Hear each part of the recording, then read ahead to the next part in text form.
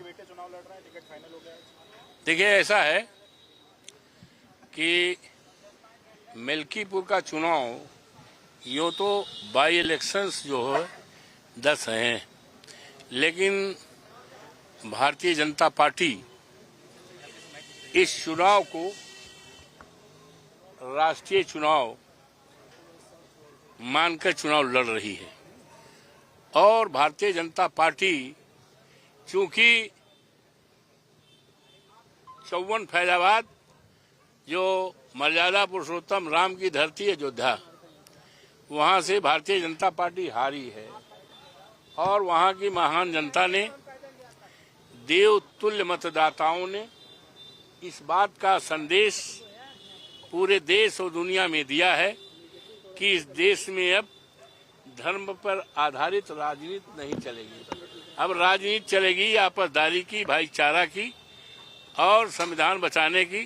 बाबा साहब भीमराव अंबेडकर ने जो संविधान और पीडीए की राजनीति चलेगी, आरक्षण की राजनीति है, आपसदारी, भाईचारा, विकास की।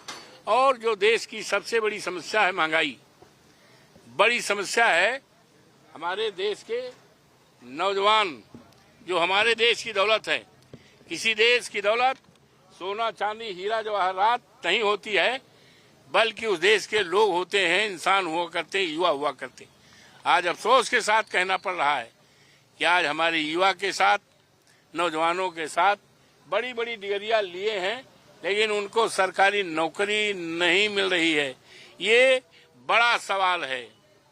ये देश के सामने, प्रदेश के सामने, हम लोगों के सामने, हमारे नेता आदरणीय अखिलेश यादव के सामने, पीडीए के सामने, समाजवादी पार्टी के सामने ये बड़ा मुद्दा है।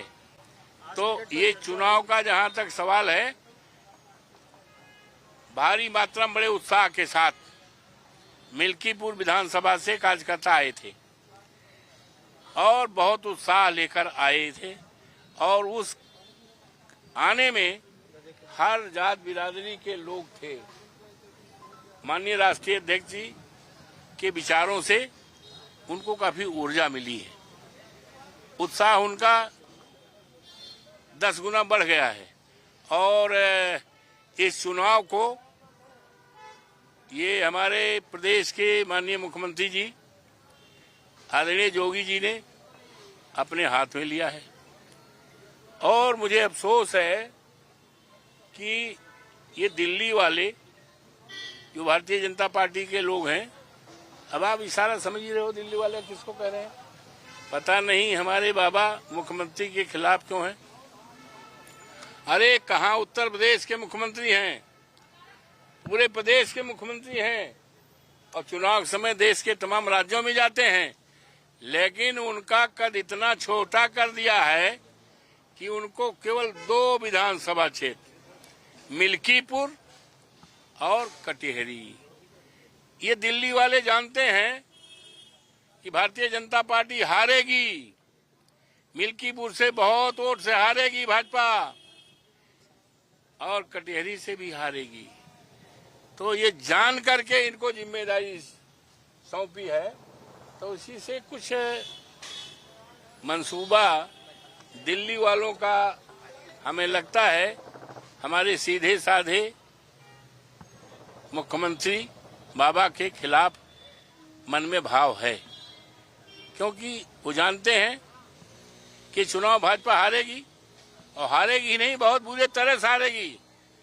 तो दिल्ली वालों को कुछ करने का मौका मिलेगा। दांव प्रतिष्ठा पे लगी मुख्यमंत्री किस पे? हाँ, दांव प्रतिष्ठा पे लगी इनकी मुख्यमंत्री की। अरे भैया, तो कहते नहीं है इस चुनाव को, उन्होंने चुनाव को बना दिया है योगी बनाम अवधेश प्रसाद।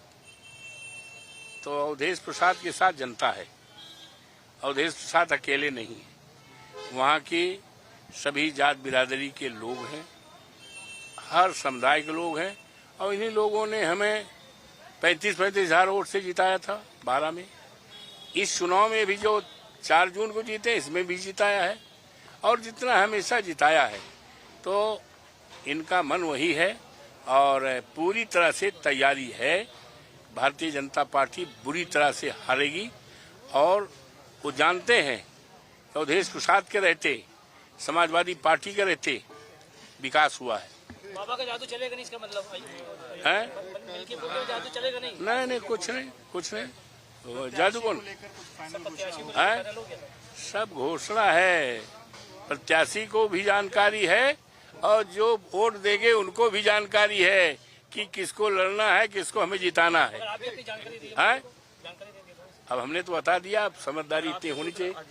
अरे भाई, आप समझ जाओ कि जो आए थे हमारे क्षेत्र के 500-600 से ज्यादा आए थे और लोगों को पता है कि कौन लड़ेगा, तैयारी भी हो रही है और जो जिसको लड़ना उसको भी पता है। केंद्र पर क्या बोले? देखिए, ऐसा है, केंद्र सरकार जो भी लावे, लेकिन केंद्र सरकार के जो हमारे पुराने अनुभव हैं वो कहते कुछ हैं, करते कुछ हैं। क्या कहा था? भाइयों बहनों, हमारी सरकार बनाओ, 2 करोड़ नौकरी देंगे। क्या 2 करोड़ नौकरी मिली? भाइयों बहनों, हमारी सरकार बनाओ, 100 दिन में महंगाई दूर करेंगे। क्या महंगाई दूर हुई? भाइयों बहनों, हमारी सरकार बनाओ, 15 लाख रुपए खाते में आएगा। क्या आया? भाइयों बहनों, काला धन आएगा, बाहर आ जाएगा। क्या आया? तो उनकी बातों पर हमें क्या, पूरे देश को अब कोई यकीन विश्वास नहीं रह गया और देश की जनता बदलाव चाहती है।